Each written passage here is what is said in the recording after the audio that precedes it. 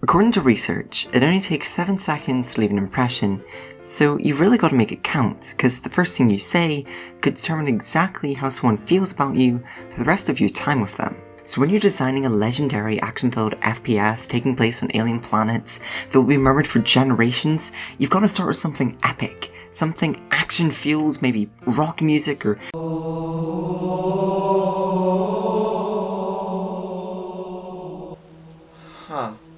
Video game title screens have been around for generations, making sure that the player knows exactly which button to press. And thank God, because I was about to hit the power button. However, some title screens do a better or worse job at being a title screen. So we're going to take a look at that today. So yeah, today we're talking about title screens. I know not every game has a title screen like GTA 5. It loads you kind of straight into the game, and then you got like the range of options you can select to choose your game. And that's one of the best selling games of all time. And actually, I got inspired to make this video because Mario Maker 2 lets you play on the title screen. Mario Maker 1 and 2 do an excellent job at portraying what the game is about from the word go. There are custom-made levels specifically for the title screen in the variety of game styles, and in fact, if you select Make here, you can actually play about with the stage you're given. And if you decide to make your own levels, you can see them on the title screen, and that's super neat. Admittedly, I do think I like the original Mario Maker's title screen. Sure, there are shorter levels, but you can tap on the different letters, and you can have unique effects, and that's fun. Thinking about it, all Mario games tend to perfectly capture the idea of their game. The original Super Mario Bros. Plays a short demo if you leave it on, showing you exactly how to play this obscure platformer.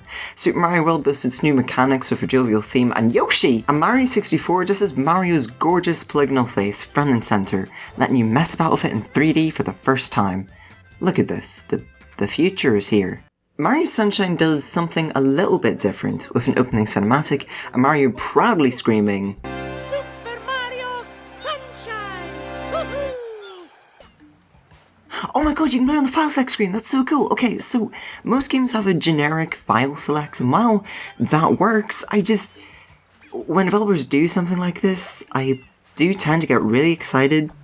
Mario games know the exact mood they're going for and capitalize on that as soon as you boot them up. The first Mario Galaxy was this beautiful space adventure and was a bit cinematic for a Mario game. So the title screen features this gorgeous orchestrated piece, capturing the feeling of space.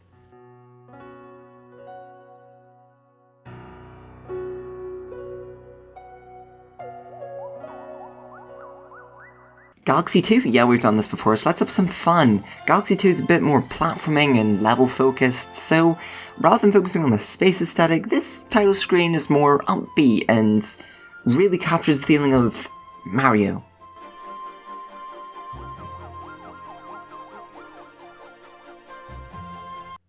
Normally, RPGs have this very mysterious vibe for the title screen, but with Mario and Luigi, no, it's just happy bubbling music and a suitcase pops out of thin air. It's magical. Now, does this mean every single Mario game title screen is perfect? Nope. Here's Mario and Friends running. And you know what? They didn't just do it once. Here's the HD version. And then they re-released it on the Switch. Actually, for some reason, I find a lot of modern platformers just have their logo on a background. Rayman Legends is an amazing game, and the animation for the little logo is neat.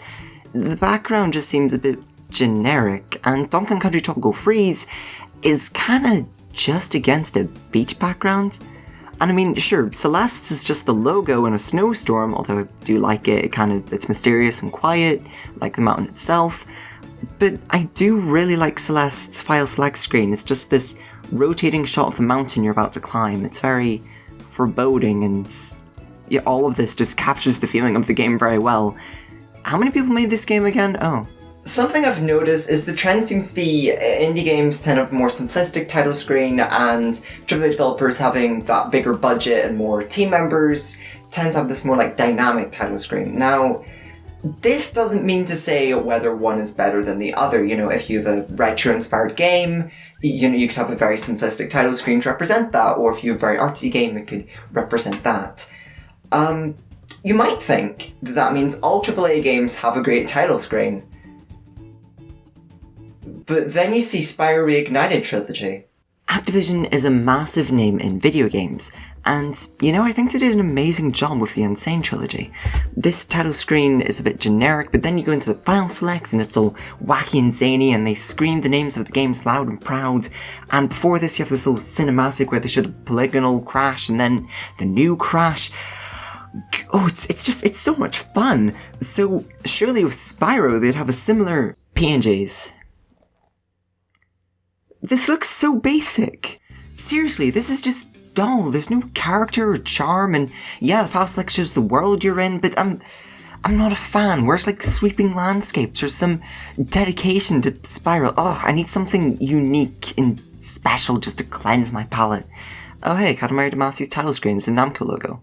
Okay, to give the Reignite trilogy some credit, I do have a soft spot for title screens which change depending on what's going on in the game at the moment.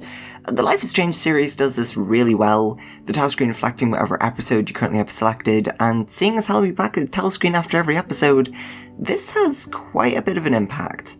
And on that point, whenever a game series maintains a title screen and like the format and all of its entries, there is a sense of pride there. You could argue bias here, but Kingdom Hearts has this really simple title screen, and there's a sense of beauty to them. Dearly Beloved is played in various remixes, and I could say in these title screens just listen to this orchestrated piece forever. It's simplistic, but it's magical. In a similar vein, the Pokemon series has had a similar title screen in each mainline entry. The most recent games have had some sweep-over shots of the region, very neat cinematics, and the signature music playing to some degree in every installment.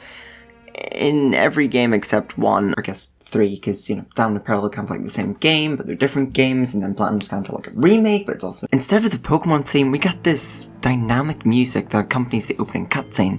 And when you get to the logo, this eerie backdrop and a shadow of the legendary the game is named after just appears on screen. And on Platinum when you hit start... Don't worry guys, we can sell this game to 3-year-olds. Now, word on the street is that I'm kind of a fan of the Zelda series. I don't know if you knew that or not. And the Zelda title screens are something legendary. The original game introduced the series to a beautiful main theme. Ocarina of Time introduced a sweeping shot of Hyrule Field. God, every single title screen can be beautiful in its own right, and I love every single one of these. Majora's Mask shows off the central clock town and all of its residents. Twilight Princess is a modern interpretation of Ocarina of Time's opening with the new Hyrule Field and Wolf Link. A Link Between Worlds shows off the latest area you saved in, a cinematic and beautiful cutscene. Spirit Tracks features many shots of Link and Zelda around the Spirit Train. Oh, I bet Breath of the Wild has something truly spectacular. Being an open world Zelda, it means you don't want to stick with traditions, you can do something new, but something beautiful, so I'm sure it's just promotional images in a loop. And there's no music at all, only sound effects. To be fair, this fits with Breath of the Wild's gameplay and storytelling, but I don't like it. What about a still shot of the area you were just in last time the game saved? The game is so well designed that literally moving grass just be well enough to convey the world you're in. The world of Breath of the Wild is beautiful and the title screen just doesn't show any of it. So what do I think makes a good title screen? Well, something unique is definitely appreciated, and I kind of have a soft spot for title screens which change depending on where you are in the game. A title screen should fit the atmosphere of the game, and it should be something which grabs the player as soon as they start. Now, of course, these are all my opinion, but title screens, although a very small part of a whole game, they do add a charm to the game as a whole. And I know I've probably missed some excellent examples of title screens, and horrible ones as well, but I do want to give attention to some more title screens, so... The Super Smash Bros. Series titles are all amazing. The original shows the bombastic introduction of all the characters battling each other. Melee's is fan service in its purest form, but I'm going to give my favourite to Brawl for its straight up orchestrated and chorus piece, and also based on pure nostalgia. Fire Emblem Game Boy Advance shows off all the classes in the game. While you sit there amazed, they actually made a series based off that Smash Bros. Character Marth. I like this one. Pikmin 3, it's gorgeous, it just shows Pikmin running around. I like this one. Persona 5 is as stylized as the game itself, and I literally spent 5 minutes getting footage of selecting the different options, and this is not including the amazing opening animation. I like this one. Mega Man 2 pans up to a huge building to show Mega Man just looking off into the distance. I know it's 8 bits, but it's good. I like this one. Outlast is so terrifying I can't even get past the title screen. I hate horror games. And I hate this title screen, but that's why I like this one. Kirby Star Allies is so cute. Oh my god, look at all of them. Oh, tripping his little face. Oh, I like this one. Cuphead has a music track befitting of the animation style, and even the title screen is animated. And Pac-Man World 2. He plays with the logo. That's fun. I like this one. But yeah, show me some of your favorite title screens. Maybe I'll buy the game if it has a tripping Kirby. I think from what we've seen here, having a bad or a good title screen doesn't really determine how your game is going to come out. You can have a great title screen and a bad game, or a bad title screen and a great game. GTA 5 doesn't have a title screen. Why doesn't it have a title screen? But when you've got a great game and people are going to come back to it time and time again, they're going to see that title screen and they're going to see that impression you first left on them time and time again. Which means every time I boot up Spyro Reignited Trilogy, I'm just clicking past the start screen. But if first impressions are really that important, I'm going to have to change my first impression. What's the first thing I want people to know about me when they first meet me?